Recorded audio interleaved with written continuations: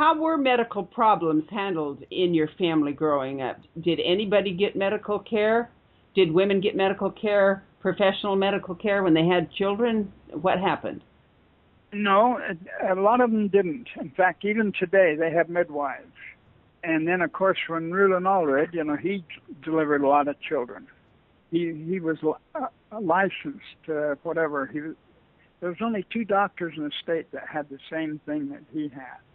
He was a chiropractor, but on the other hand, he could deliver babies and do a lot of other things. I had met the other doctor, but they had nothing to do with each other so far as business or religion went. But I had, in my travels, met that other doctor. How many polygamous groups do you think there are? Oh, boy.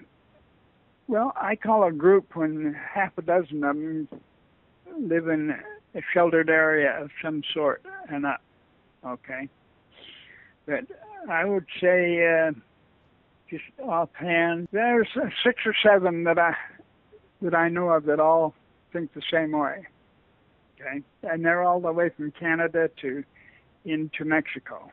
Now, see, the LDS Church set Mitt Romney's grandfather, down to Mexico to start all these colonies so they could live plural marriage, because it had been banned here, or they could never become a state. When they were run out of there in the early 1900s, I think that they had, 6 large groups down there.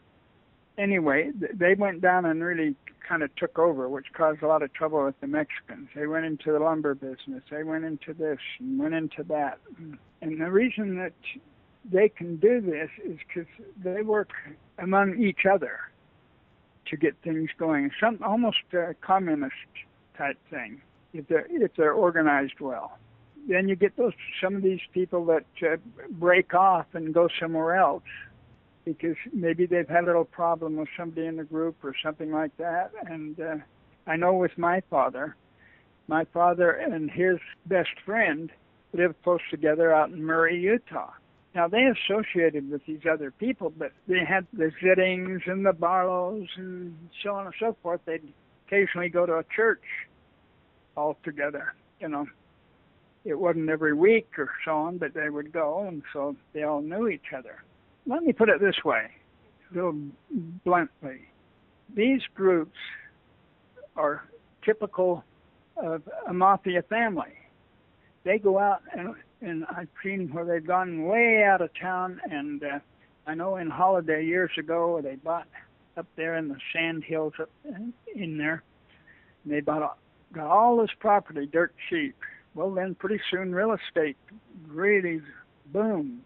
And I know Charles Zitting, I think he had about 6 wives, not sure of that figure. When he died, all of his wives had homes that were paid for, because he was an extremely good businessman. You can do that. You've got your kids working for you, and wives that'll take a job and let other wives tend to children. It's the same thing. They'll move out in the middle of nowhere, or they'll just have a regular compound. Now, I know in Mexico they got a large compound down there. I've been told that they also strengthen their holds of power with each other by marrying their daughters back and forth to each other to make alliances in those marriages that the daughters don't necessarily have any choice in. Is that true? Yes, that's true. Yeah, I saw that even. That happened to my own sisters, my mother's children, Would you say that polygamy in general is a healthy way of life? Oh, no. It is not. Children grow up with not even good egos, this type of thing. Can you imagine how much ego I had when I wouldn't even go into a boy and girls club because I felt that I wasn't wanted? That's pretty sad. Do you think the psychological and emotional needs of women are met in polygamy? I mean, in general, do you think it's a way of life they could even be met in polygamy? I raised 6 daughters, and I never ever said anything against my family, like we're talking right now. I didn't take them with me when I would go to see my father, this type of thing. One day they asked me about it. I said, oh, well, sure, let's go. After sitting, they'd go out and see him, and he'd be reeking of booze, and then they didn't want to go again. And this was fine. But I never told them they couldn't go. But I know that a daughter of mine said to me one time, she says, you know, you really protected us. And I thought, no shit. Do you believe the emotional needs of women are met in polygamy? Absolutely not. Absolutely not. Okay. Absolutely not. Yeah, that's okay. I just wanted to clarify that particular point. Those things are never discussed. Can you imagine? I've been told by some women that the psychological and emotional needs of women are considered weaknesses for them to overcome. How do you feel about that? Oh, well, that's what they're told. That's what they're told. That's some things that they have to give up in order to get their salvation. Wow. Well, Roger, it's been a real honor to talk to you, because having a man's point of view from the inside of a polygamous family is rare. Most of the time, the people that dare to speak are women who have escaped. To have someone that has actually continued to associate and not be controlled by the dynamics of your upbringing is extremely unusual. I'm proud to interview you. I think this is really a good thing to help educate people. I want to thank you so much for being with us today. Our listening audience has had the pleasure of listening to Roger Kunz. Roger, you're still living in Utah. Is that true? Yes, I am. I live in Salt Lake City. I call it behind the Zion curtain. I get along with, like I say, the people in these groups and so on. I had one call me today. And they called me out of Idaho and wanted to make a business deal with me in New Mexico. But first, this particular person had to go down to their colony in Mexico to see their mother. You can see that I don't run and hide from these people. They don't run and hide from me. I know many, many times, you know, I've heard mothers say, you're going to end up just like Roger. He's going to be damned. And they believe this. Well, your soul may be damned, but your money seems to still be good. How about that? Well, I think this particular guy, more than the money, he wanted to put some things in my name because I have an 800 and something credit score. He wanted me to do that, and then he can put it in my name, and then and you know. And you, I've been down that. And you could co-sign and be responsible. Oh yes, I know. Yeah. You are a nice man to know. Well, I'll tell you, these people are taught right from the cradle that all these Gentiles owe them a living. Absolutely. They will take advantage of you. They were taught to lie right from the cradle, about who the other women were in the house and all this type of thing.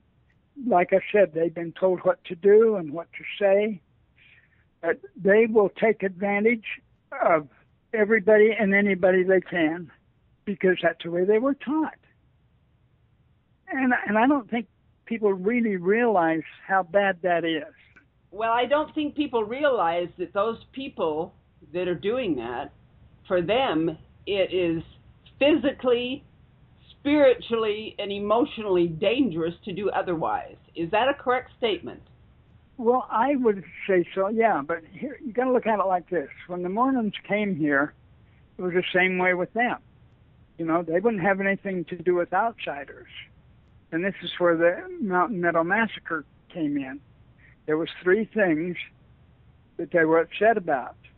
One is they were Christians, because at that time the Mormon Church was having even big conversations about how bad the Christians were. Then they decided they should be Christians. But anyway, what happened there is these people come from Missouri and in that area, and they had very wealthy people, 120 of them, and they had some of the best livestock in this country at the time, and they were going to California. Okay, when they came here, one reason they were Christians. Number two, they had all this wealth. Well, I believe that all of that was depicted in a movie on research called September Dawn. Is that the movie? Yeah, but you cannot get that from any of the stores in Utah. You have to go to Amazon or somewhere else to get that, because the stores won't handle it here because it's too controversial. And you still got people in that church that say it didn't happen. And people that now, that of course their prophet didn't know about it. Let me tell you something. They didn't do anything their prophet didn't know about. The thing that's hard about that for the Mormon people today is there's thousands of them that have literally joined a church that seems to be a pretty good church, and they aren't really responsible for the history of it. The FLDS polygamists have made them an unwilling ally by blaming the Mormon church, because then everybody in Utah goes into a defense mode instead of holding their feet to the fire for the human rights things that they're doing and blaming everybody else for. The church's history, or the history of somebody in the Bible, or anybody's history, isn't responsible for people's actions today, but they have managed to hold those people hostage and make them do nothing while they're being consumed by polygamy. At least that's the way it looks from here. What do you think about that? Well, I think you're right. It's been really an educational thing to talk to you, Roger, and I hope that I have the pleasure of interviewing you again. You brought forth some many interesting things here. Thank you so much for this interview. Take good care of yourself, and we will do it again sometime. Thank you, Roger Kunz. Bye-bye. Bye.